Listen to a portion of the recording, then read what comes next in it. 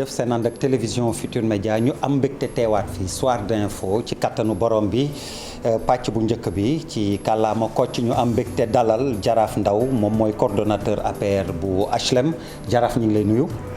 jërëjëf Der ñu ngi lay nuyu maa ngi lay fay di nuyu sa téléspectateur yëpp. di la remercier vraiment ci invitation bi. alors bu ñu déggee politiciens yi jamono ji rek xam nañ ni local yi la ñuy waxtaanee kon HLM ba nga fare ak ci majorité bi nga fare déjà ban maire moo fa nekk en place. jamono ji ku fa jiite. waaw nous avons le maire Ababacar Sadikh Seck. qui est de la mouvance présidentielle.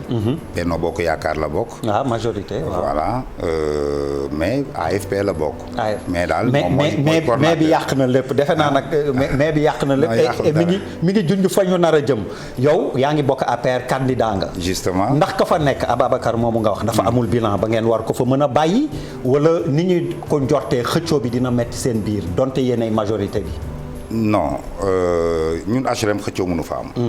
waaw vraiment. kon da ngeen koy reconduire. Benno Bokk Yaakaar et dans ce cas je ne comprends pas ta candidature. nga baal ma damay ñëw léegi rek. xam nga da nga ma présenté comme coordonnateur bu APR. waaw moo tax ma préciser ne. AFP la bokk. waaw mais ñun ñëpp xam nañ ne. la famille Benno Bokk Yaakaar. la mouvance présidentielle élargie aux HLM.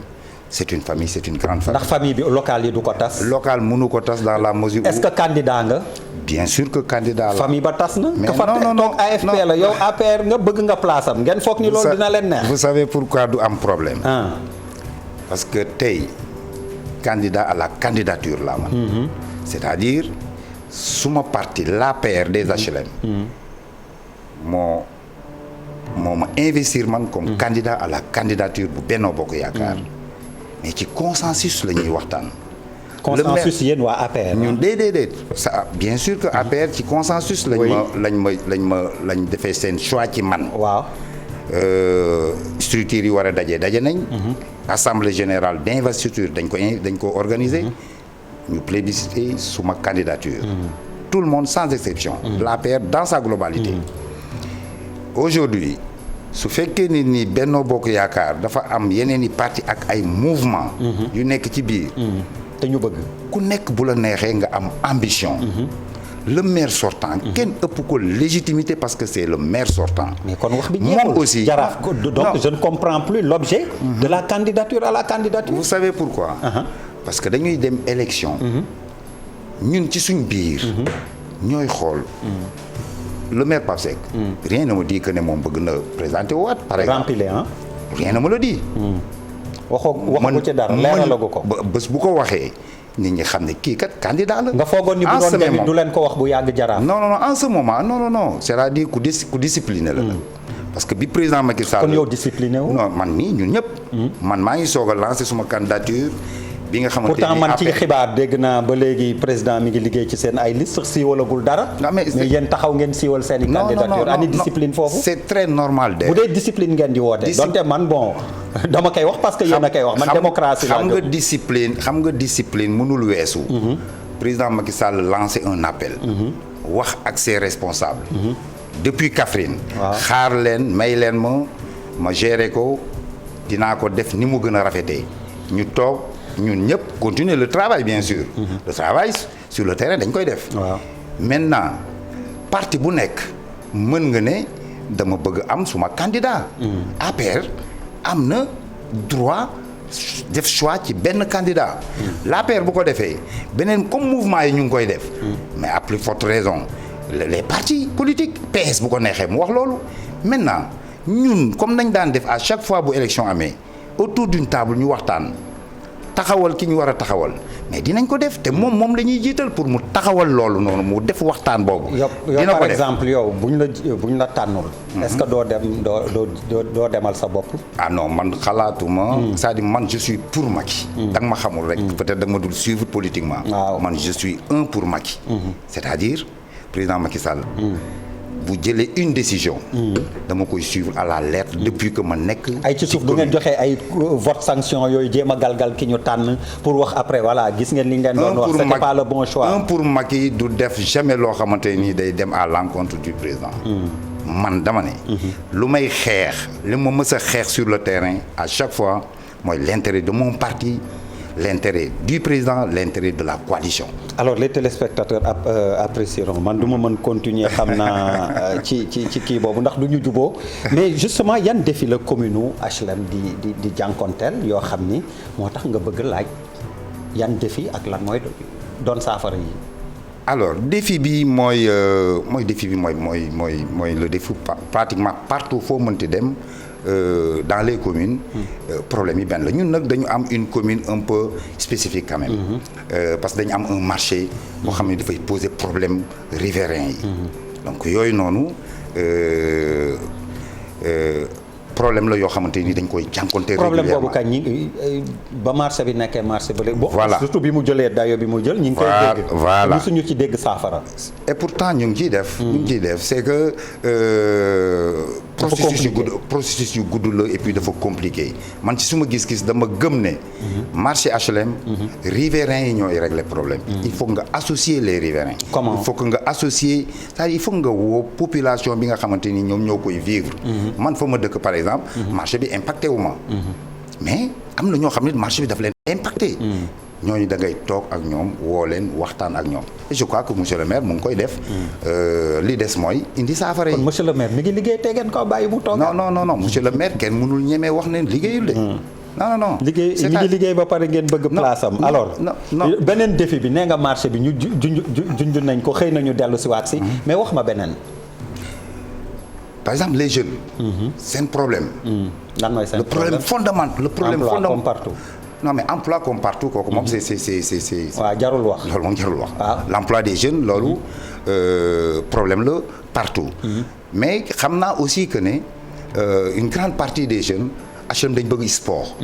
donc infrastructure sportive. problème la. fan ngeen koy def foofu bu doon da ngeen ko bëgg def. am nañ stade municipal. mais foofu noonu nga may ma.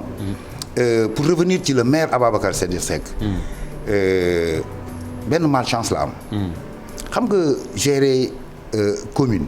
dafa bari ñuy coow dafa bari ñuy wax dafa bari ñoo xamante nii waxuñ parce que dañ bëgg a defar mais dañuy wax parce que kii na pousse ma jël place am diaboliser ka fa nekk. mais man dama am information yu leer ci ne malchance am mooy. le fait que soutien bi mu waroon am mu yéex ko am. mu yéex ko am ban soutien la tam. xam nga DER collectivité locale. carnet d'adresse la ànd ak état. bari na yoo xam ne état moo ko mën a def. par exemple tey stade boobu noonu. retard bi am ci stade bi. lan la le titre foncier bi nga xamante ne ni moom fa la stade bi nekk. SNHLM moo ko moom. commune bi bëgg a defar stade mënul am permis de construire tant que SNHLM. cédé wu ko terrain ba. c'est un problème boo xam ne ni état moo ko mën régler. président Macky Sall. bi mu géré loolu noonu. jàppale Pape géreel ko loolu parce que ci la toog ak moom xëy na. opportunité bi mu ngi ko doon soog a am. mais loolu moo indi retard stade bi. stade bi fu ngeen koy tabax jamono. mais am nañ ko ba pare. waaw mu ngi HLM 5 ci ginnaaw. voilà c'est un long problème. c'est-à-dire problème bu guddul. mais yéen HLM donc dese ngeen assez de terrain pour mën fa tabax stade. mais bien sûr on a la corniche. c'est-à-dire derrière. corniche bi ku fay faral di romb it yaa ngi gis jeunes yi ñu ngi fay sport ñu ngi fay kii. foofu bu ngeen ko tabaxee fan la ñuy kenn du ko tabax jeunes yooyu noonu. ku ci nekk sa terrain nañ la ko defaral. c'est-à-dire li am Dakar Sacré-Cœur. mais dafa war a am HLM pour je ne parle pas d'un ou deux terrains. c'est-à-dire luy équipe navétane HLM. moom sa réew Bodo HLM 5. Nimzat ku ci nekk da nga war a am mais stade boo xam ne dañ la koy defal. stade wala terrain. terrain boo xam ne pardon excusez-moi dañ la fay defal. mais gazon synthétique. defal la fa projecteur mais pourquoi pas même vestiaire. c'est-à-dire projet la boo xamante ne nii lu mën a nekk la. pour que ASC bi ci boppam. di mën a am revenu. parce que tey DER bu bëggee football woote HLM mën na tomber ci benn équipe. c'est-à-dire mën na tomber ci HLM 5 wala Nimzat wala moom sa réew ñu loué ko. terrain bi day fay. en collaboration avec la commune. mais loolu noonu dañ ko fay bàyyi. mais dañuy desewaat assez de terrain yoo xam ne mën na def lu bëree bëri. programme bi ma tegoon depuis 2009. je parle de 2009. mais yooyu yëpp mu ngi ci. terrain yooyu ñu def ci gazon synthétique def ci projecteur yëkkati grillage bi. clôturer ko ba mu baax pourquoi pas def fa sax vestiaire. assez d'espace am na fa pour loolu. manège. même manège. waaw des espaces de jeu pour xale pour les enfants. pour xale yi mën a épanouir yooyu yëpp mën na fa nekk mu ngi suñ programme. depuis parce que moom léegi seetlu nañ commune bi moom espace bu des ay tabax marché ngeen. ci cantine non ñun am nañ demee noonu. marché vraiment fàtte ngeen xale yi pour la plupart fu ñu mën a fooyee. non loolu lu manège bu baax mën na fa am. te ça demande rien. carnet d'adresse rek la. da ngay am ay partenaires lijjanti ko ñëw def ko pour l'épanouissement des enfants. espace vert dafa war a am. HLM bari na espace boo xam ne. mais fu ngeen di jëlee koppar yooyu yëpp nga bëgg a liggéeyee yooyu projet yi yaa ngi wax partenaire ak yu dem na mais à part marché bi yan revenu yeneen ngeen am Sodida ci yéen la bokk. Sodida mais bon Sodida ci ñun la bokk. war a mën dugal koppar. Sodida ci ñun la bokk. à peu près vous avez une idée. am nañ idée bu baax a baax. ci comment ak xale yi mën fa liggéey. c'est-à-dire xam na par la proximité. am nañ idée. bu baax a baax ci comment faire. pour am xaalis. boo xamante ni moom la ñuy defee projet yooyu noonu.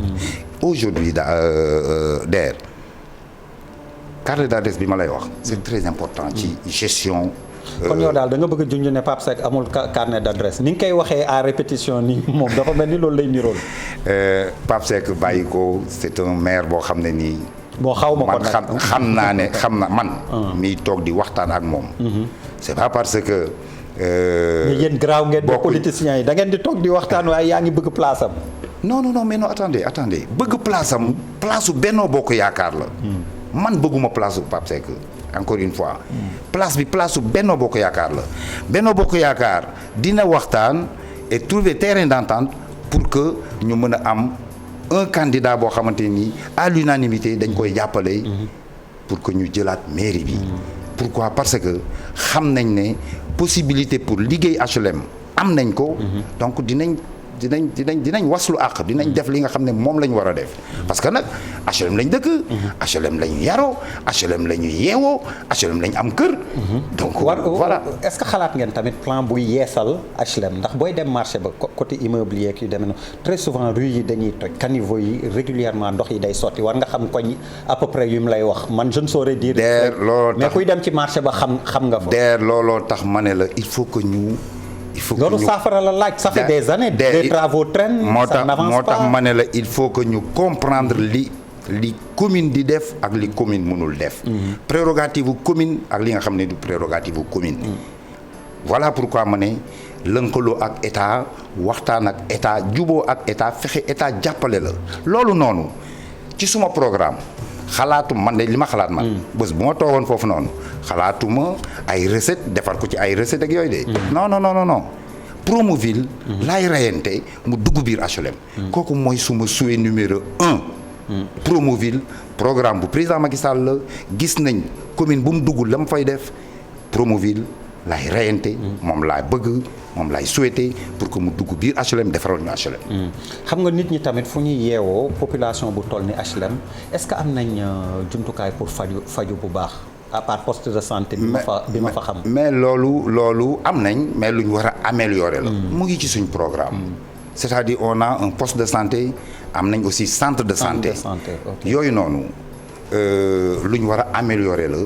relever plateau technique bi mais loolu noonu yëpp mu ngi ci programme mu président Macky Sall. reyante kese lay doon. programme bi depuis kañ. mais ñu ngi ci. non je veux dire non c'est-à-dire dafa am yoo xamante nii nag un maire moo koy dem dox lijjanti indi quand je dis reyante mooy fexe ba état jàppale la. DER. mais man mun naa tourner affaire bi neneen. je peux me dire que li xëy na li maire bi nekkul donc de l'APR moo tax dañ ko jàppalewul. parce que yaa ngi vous n'arrêtez pas de dire. carnet d'adresse état jàppale la. kon moom dañ ko seetaan. non seetaanuñ ko dans la mesure où problème yooyu noonu réglé nañ ko. waaw mais stade bi rek nga ma fi wax loo xam ne réglé nañ ko. non mais tali yooyu ngay wax. mais tali yi yàgg na man franchement. dama fay dem régulièrement mais y a un projet quand même ficelé moo ma ko wax. donc te Pape kilifa la du ma wax lu amul. y a un projet ficelé boo xamante ni bientôt mu démarrer pour tali yooyu noonu ngay wax. lijjanti na ko moom. liñ ko gas bàyyi ko noonu. yàgg na de tuyaux yi ne ci biti ndox mi di ball rek. waaw mais HLM moo mel noonu donc dafay laaj. engagement. dem comme li ma la wax fexe ba politique publique yi dugg biir HLM. c'est ça mais loolu noonu. bari na ay maire yoo xamante ne nii mais ay ndaw président Macky Sall lañ mais seen commune amuñ fa appui boobu. donc engagement la dem fexe reyante man day aujourd'hui li ma def dans l'arène politique soxlawuma ci dara lu dul su bàyyi suma empreinte suma biir commune parce que fa laa dëkk der man ñi fi nekk biir HLM di wut mairie ak yooyu ba ñuy uti kër Yoff ak ay feneen ak feneen amoon naa ko fa depuis 90 terrain bi ma sama papa njëkk a jëndal en 90 267 mètres carrés la Yoff HLM laa bëgg ma bàyyi ko fa reyante amaat xaalis jënd kër biir HLM foofu laa bëgg mu baax loolu mooy suma intérêt loolu laa bëgg mooy suma c'est-à-dire mooy suma désir parce que foofu laa yeewoo ndaw yi ñi ngi ko doon junj sànq ñu dellu un peu ci ñoom c'est vrai que mun nañ ni du responsabilité collectivité locale utal xëy xale yeeg yooyu mais comme problème boo xam ne dafa wër àddina lan ngeen xalaat def tamit pour ndaw yi am na ci ndax moo fa ëpp loolu aussi je reviens toujours rek ci li nga xamante ni mooy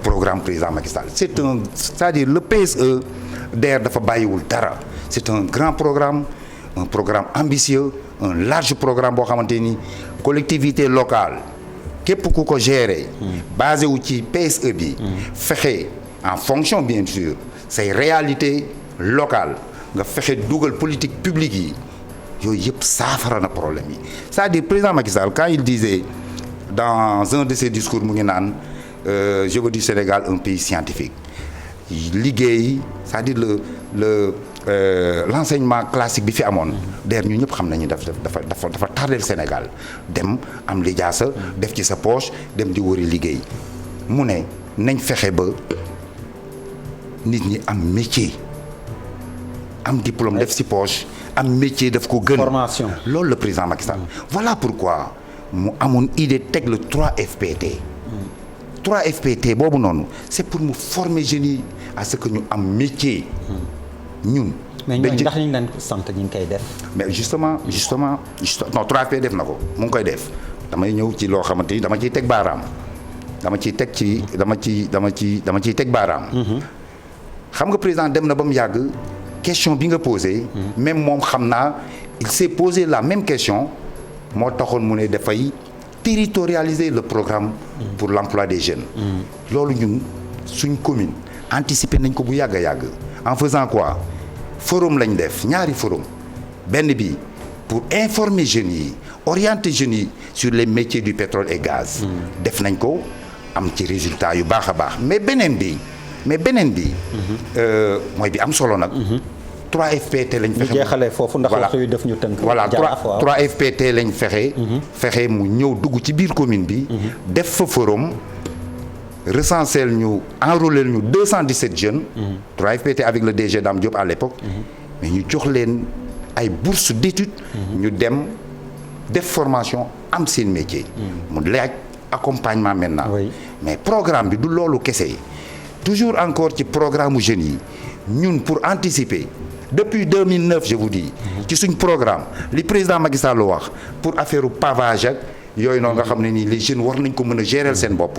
ci communes yi suñ programme pavage 2009 dañ ne woon dañuy dem jëndi ay machine manuelle lay doon sax DER. jarul électrique jarul gasoil jarul dara bu ma demee Rome. fa ma nekkoon. yaroo fa presque bu ma fa defee une semaine indi nombre de machines yi ma soxla manuel yoo xam ne dañ koy teg ci corniche bi. jënd sable jënd ciment jënd grain de riz. jeunes yi la ñuy former ñoom ñooy defar briques yi ñoom ñooy defar pavage bi. jeunes yi seen bopp la ñuy former ñoom ñoo koy poser.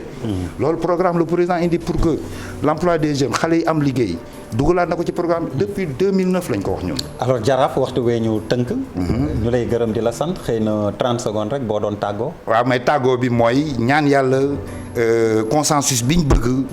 biir HLM. ñu am ko.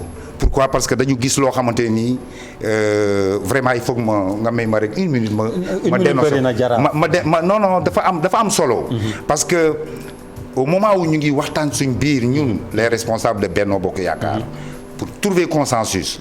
pour taxawal un candidat dem gagner largement les élections parce que nous sommes largement majoritaires en ce même moment. nit juste parce que dafa jege président juste parce que ministre la mu ngi éclater le Benno Bokk Yaakaar au niveau des HLM en faisant quoi out liste koo xam ne bokkul mouvance présidentielle di ko soutenir di ko jox moyen mais li nga xam ne moom la ñuy déplorer le fait que muy woo des responsables de Benno leen tordre le bras pour ce que ñu dugg ci liste boobu noonu